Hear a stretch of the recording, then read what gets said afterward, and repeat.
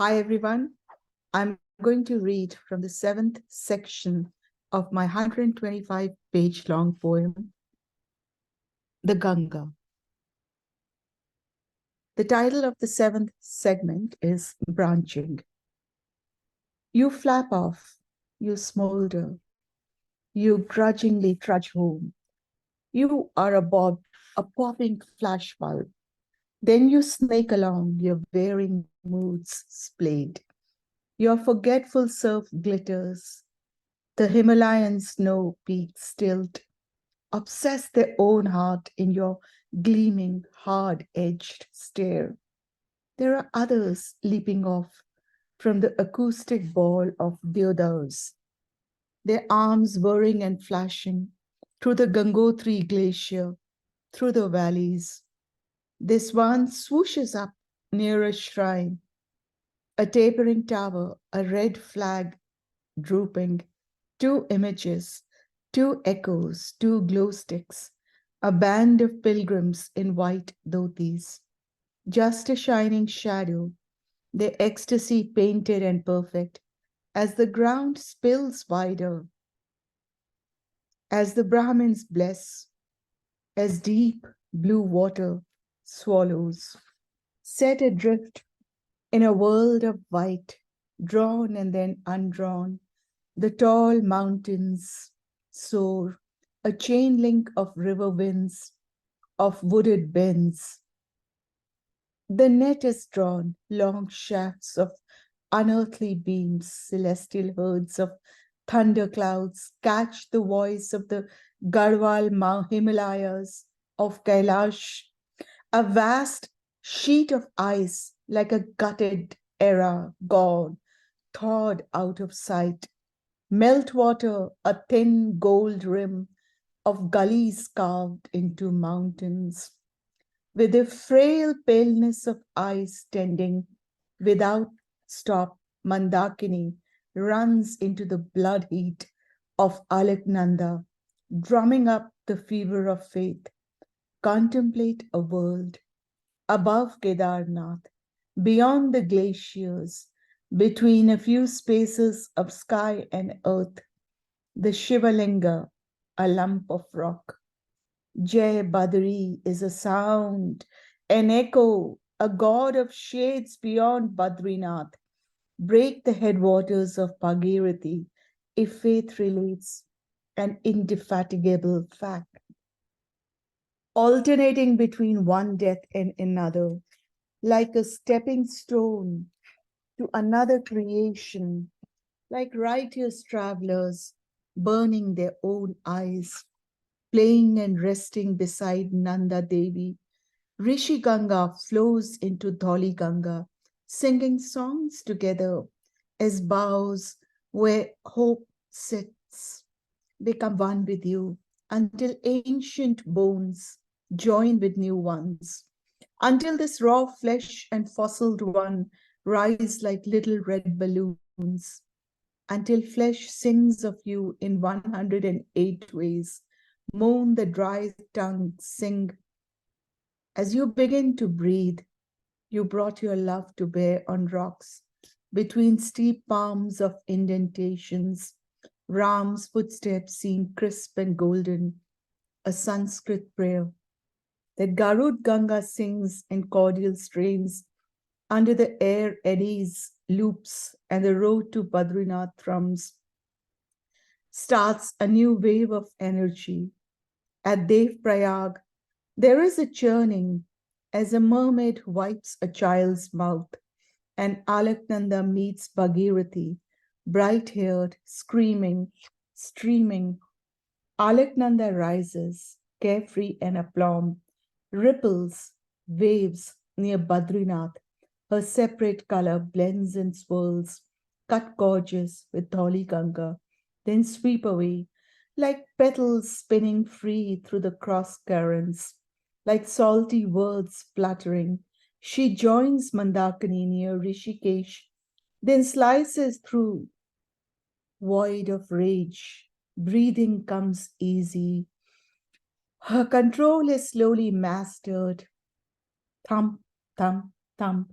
conjoined with Pindar, two slow beating hearts be calmed, tamed like misbehaving children, delicately disciplined, never out of line with the prickly pear piety. Bhagirathi aligns with Kedar Ganga. Her holiness is a sense of the deeply tranquil, nor would her scale be a few ounces shy, centered within white water streams.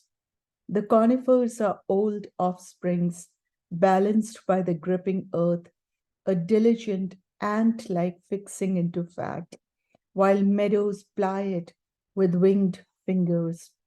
But the valley becomes dry, sharp edged, dry abundance, as in a false recurring dream. Thorn bushes on the slopes open it on either side. The cheer pines assume a patchwork appearance, the sound of the rushing water, grateful sanctuary soft, against the crack and leathery grayness. Ear-splitting noise only the forests recall. And the snow capping the high mountain naps quietly. The wind stuck, then sparkle through. Their mouths are dusty, coming from afar, upriver. Then they seal up against the mist spilling through, almost as if they call your name. Aging deodars, cedars explode, their cones jolt violently, waking with child voices. Then they droop, gathering grenades as a sheer custom. Where a beautiful wildflower would grow, nor change flowers, nor change colors, where rocky channels plunge at Bandur Punch, Hanuman Ganga flows down the ridge into the Yamuna, where rugged cliffs stand forever, at a safe remove from the glacier's freezing frame, primeval polypods, those that drape the trees with its roving eye of lights, the bearded moss that italicizes short, swift streams, flows on a monkey's tail. The pilgrims cross the bridge. Hanuman Chatti seals off her inner chambers, and the waters turn into a choking roar, foxtail stubble. Confused as the color of bitter brewed tea, a roiling swirl, twitching and seizing through the gorges, tiny shops beside. Thump. Feel here the thump, thump. Her respite is short lived, gathering her internal fortitude to flow, sturdy amid towering rocky faces, heaving. Then feel the heat foaming through her ribs, struggle, labor the battle of life, stride past broad-leafed dogwoods, through groves of Himalayan elms. On the banks of the Yamuna, higher than the tall cliffs, prayers clamber skyward, a release from suffering, one who does not flinch, nor nodding, nor stopping, as a personage dropping waterfalls out of silver clouds, a magician with an inaccessible slant. Spare one from a violent death. As a twin sister of Yama, hold hands as Yamuna wears a hypnotic white. She beats a death knell, then balances. Cries of help, cries of Jai Yamuna Devi, form of a creationist, lead forth the flock at Janki Chatti, then move on with equal frenzy, skyward again, breaking through the Shivalik mountains. You too pant and heave, whiten, exhale, then meet your soulmate. In the Doab, the moon touches your foreheads. You would sigh until Yamuna widens your crannies, perfectly relieved with still air from the Yamunotri glacier. The Yamuna flows with the candor of a child's photograph joining you in Allahabad with checkered waves. You two flow together, broad and slow, limpid blue, as the veil drops and light winds agonize the sheer weight of long and languid summers. As a mirage humps its way, the sight of the Taj on your back is a self assigned one, plowing forward with dimmed headlights.